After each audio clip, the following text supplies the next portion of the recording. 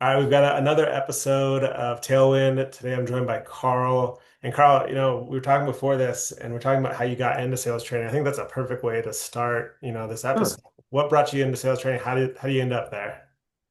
Yeah, well, I wasn't one of those guys that when I was a little kid, I told my mom I wanted to grow up to be a sales trainer. Yeah. Um, um, you know, to be honest with you, I fell into sales kind of by accident. And you know what's cool about sales is that we'll take anybody, right? I mean, the barrier to entry into sales is pretty low.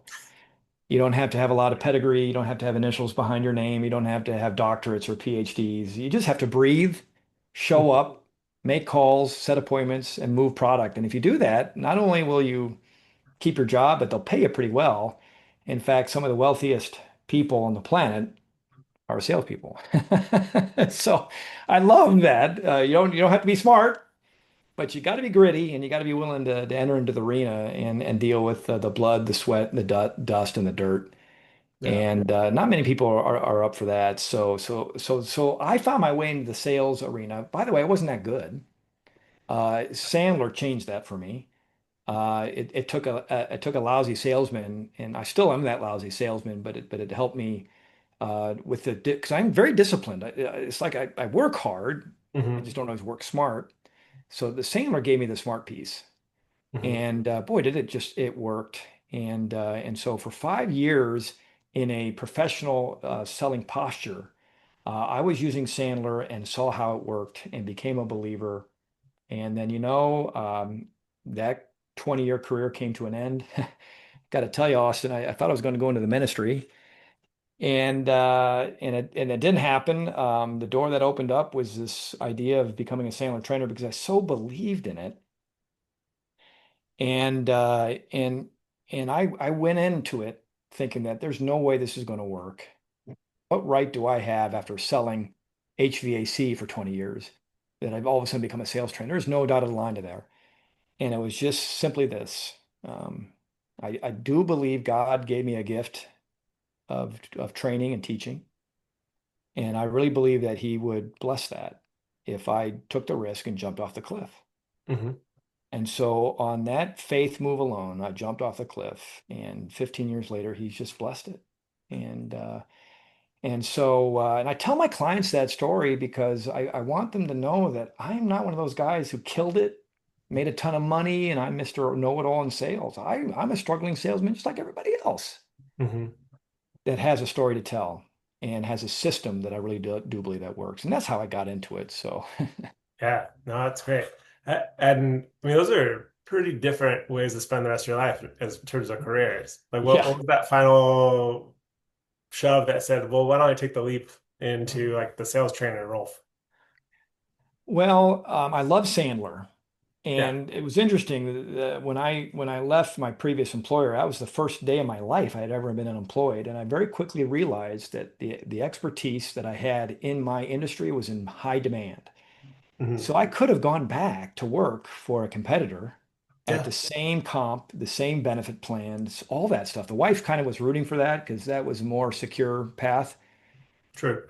But I'm telling you what, again, it was a calling for me. It was a calling that there's people out there that are struggling with sales and they need to know what Sandler's all about. And that was what caused me and the faith piece that I just felt God would bless it if I did it for him.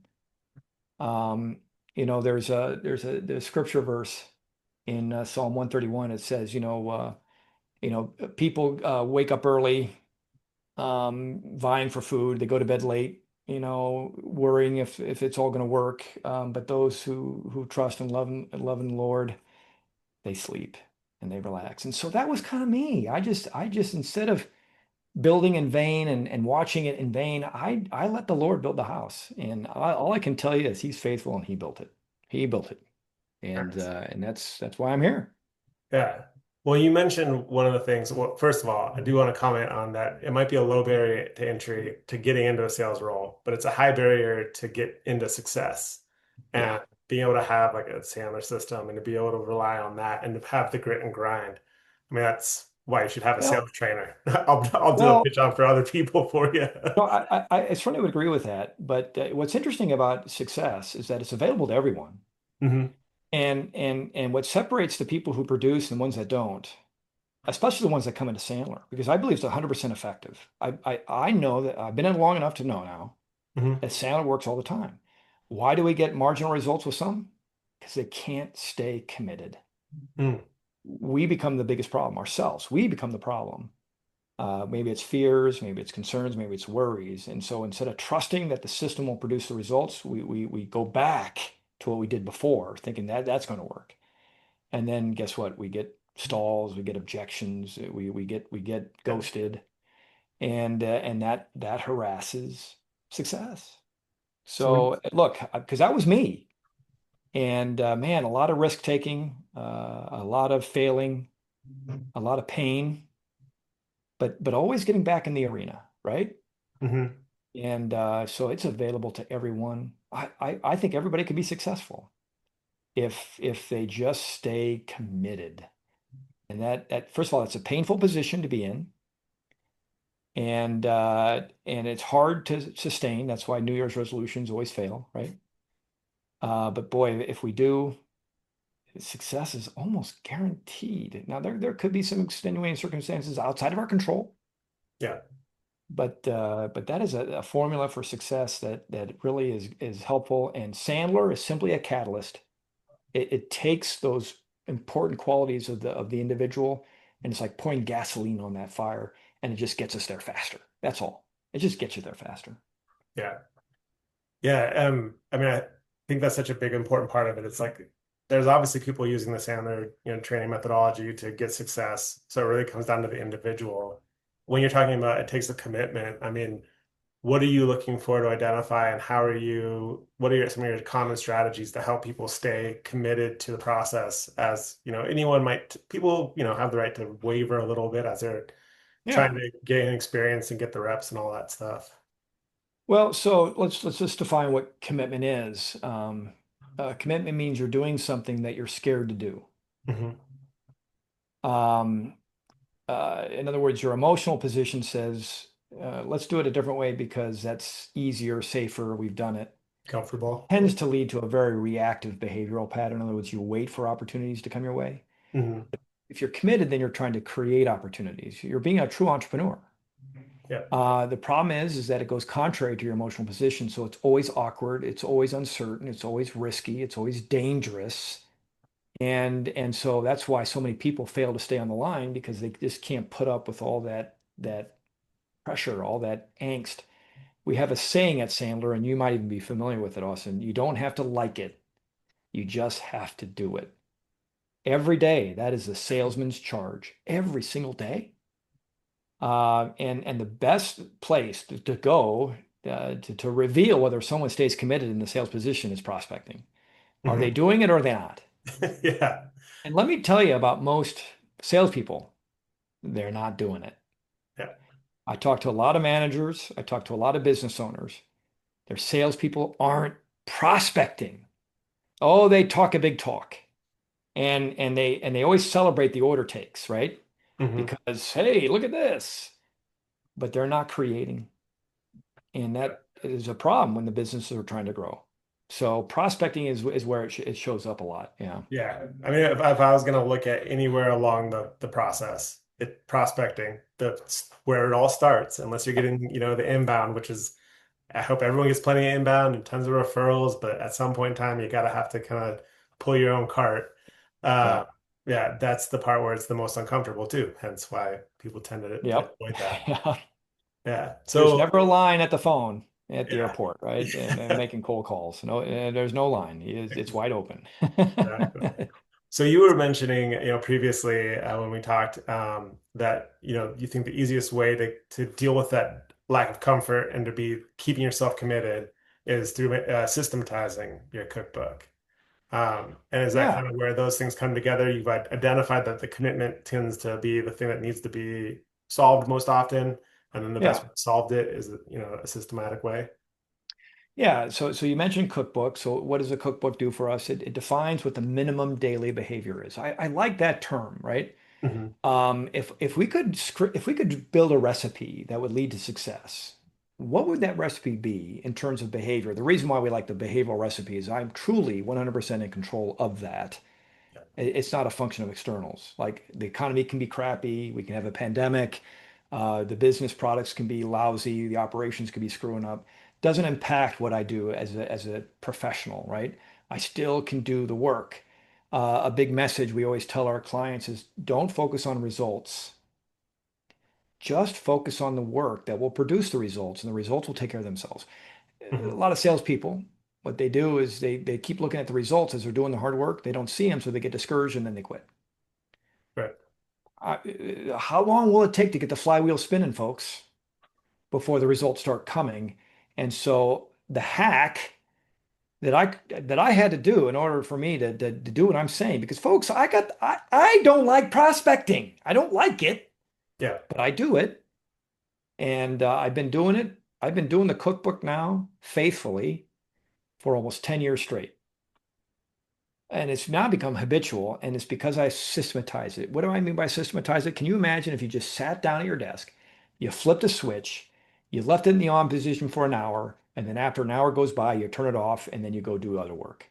And what happened in that hour? All I did was prospect, and I got all the minimum daily work done. And so that's what I mean by systematizing. You take all the emotions out of it. You just make it a behavioral exercise and you just go, you have to trap yourself. You have to schedule appointments with yourself as part of the system so that when we enter the prospecting block, we go, and when it's done, we can stop. You don't have to prospect all day long. Nobody does. Nobody can. It takes way too much energy, for at least for me. I know there are some call centers that make a lot of calls, but I think that's more telemarketing than real prospecting for big deals. Hmm. Um, and so there are a number of elements that I certainly can talk about in regards to what the system needs to be, but that's really it. Sit down, flip the switch, take the emotions out of it, stay objective, get the work done, don't focus on the results, go home feeling like a winner. Yeah. I mean, if you don't mind me asking, I don't want to take away, like, make you spill a secret sauce, but I'd love to understand when it's flipped on, what does that mean? And when it's flipped off, what's your indicator to say, hey, now it's time to flip it off? Well, so when I flip it on, that means the system runs, and everybody, the system has to be built. Hmm. You got to have something. So a lot of so it's easy, for example, it's easy to get a salesperson to schedule time to prospect, but then when they get to their prospecting time, they don't have the data.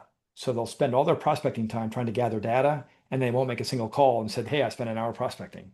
That's a great way to rationalize how to not do the calls. So the system has to be there ready to turn on. So you have to have data, and that takes effort. It's not prospecting work, but you got to build it. Hmm. And now there's so many AI tools that can scour data, that can look at your CRM, that can really pull forward what it thinks are really good leads. Of course, I really don't do cold calling because I've been doing Sandler for 15 years now, and so I know people. A lot of people know me. There's referrals. There's people who've I trained in the past that could become clients again. There's people who sat through my talks and my presentations that know what this is. And so I'm looking for those people. And I do. I build a list. I'll use me as an example. So every week I have to do at least 30 calls. Hmm. I can do more, can't do less. Now, some days I have full days of training. So I'm not going to do any calls then. So I have to double Yeah. up then on the days leading up to that. So I get the number in. The rule is you can't do less. And if I were to show you my numbers now, you would see that for the month of May, we're way ahead of pace actually. Nice. Um, so then what you got to have is you got to have what I call a prospecting box. Okay, now what is that? It is a finite list. So if I'm going to do 30 calls, and I like the cadence of once a week. I like the cadence of once a week. In other words, you call somebody and then you can call them again in a week. Don't do it more than that because I don't want it to be oppressive. So once a week. So if I'm going to make 30 calls, how many members do you think I should have in my prospecting box? Yeah, tell me. Well, it's 30, right? Oh, okay, okay, On a right. week. So now, when I prospect, again, so systems have rules. If you're in my prospecting box, the only way to get out of it is if you tell me yes or you tell me no. Otherwise, you stay in, and the next week you'll get a call, and the next week you get a call, the next week you get a call. This is kind of the magic. Again, I don't care. I'm just flipping the switch, remember? Hmm. I have called some prospects every week for a year. Now it is true that I don't get a hold of everybody, Yeah. but I connect with 90% of the people I'm trying to connect with, and I'm calling CEOs and business owners, folks. So the system does work. The 10% are people who I either decided, yeah, they're going to be bad, they're not going to be good, or I really believe they're never going to take my call, so I'll take them out. But see, the tragedy is most salespeople, they'll try once, they'll try twice, and it typically is with email, not even a phone call. Hmm. And after a couple tries, they give up and they move on. And the truth is, they might have connected, but they just didn't give it enough time. And there's been research on that, that oftentimes it's the sixth, seventh, eighth, ninth try Oh yeah. before you get through and get that connection. And salespeople are giving up way too soon. I don't give up. I just keep going, and I don't really care.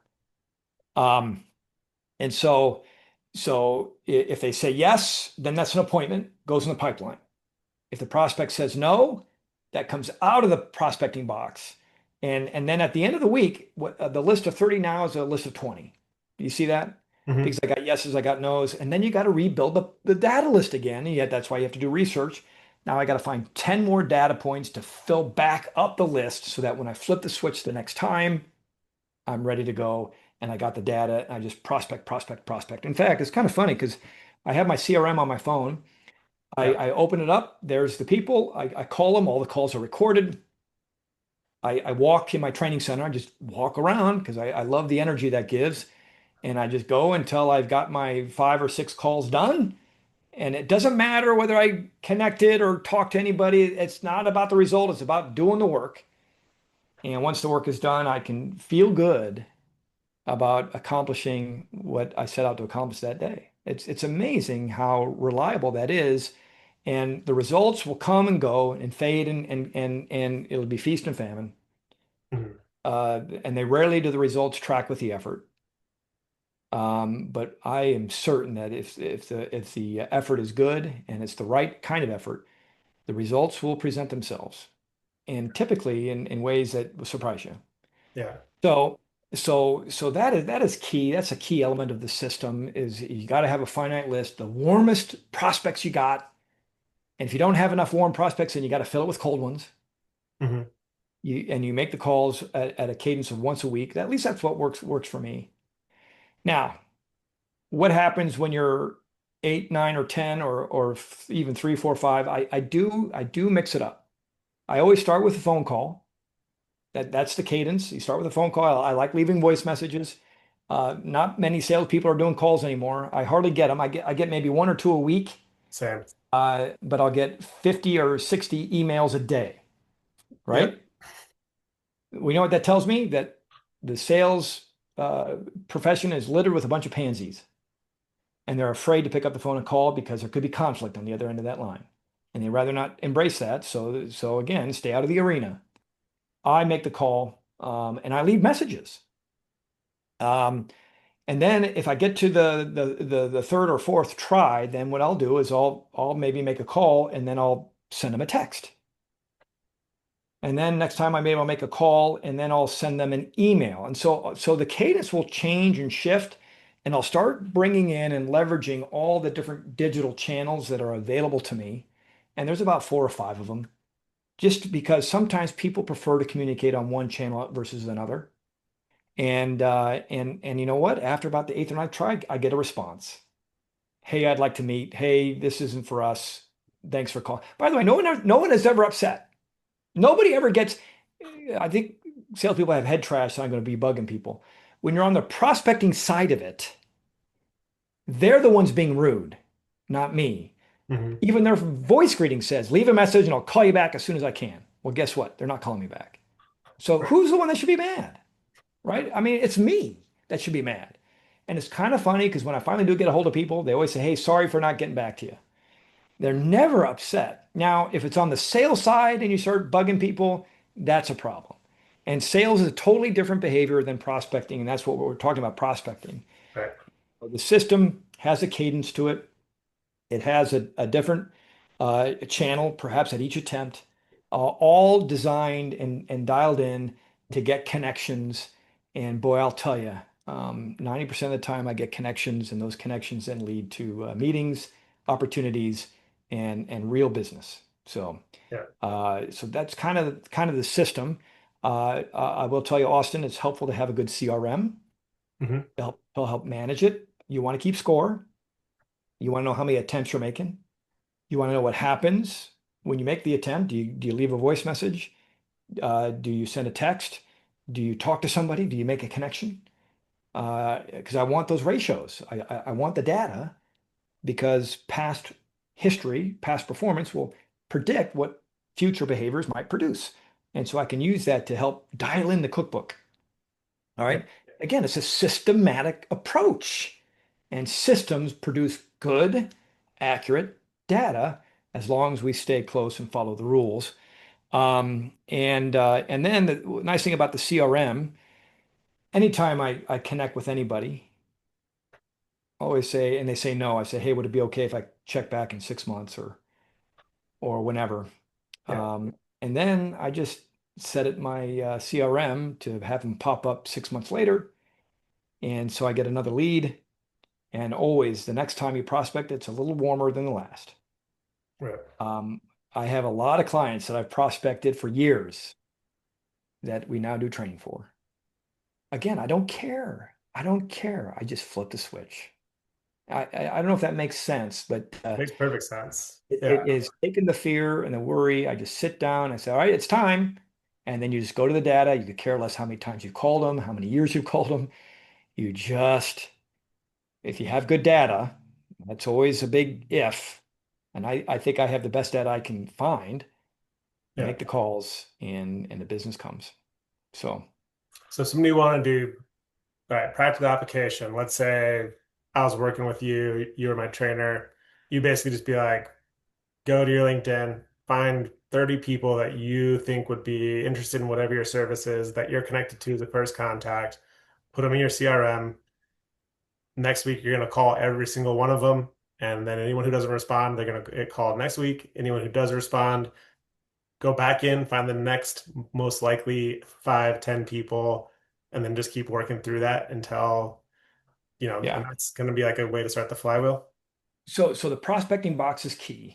Yeah, I have to rely on the sales professional to understand and know who their ideal client is. In other words, we should have a very well-defined ideal client profile. If you're calling bad people, if you're calling bad data, if you don't have good information, prospecting does suck and it doesn't produce any results. totally. So the system doesn't work if you don't put good stuff in it, garbage in, garbage out. Big time. So it's very important that you put good stuff in it before you flip the switch.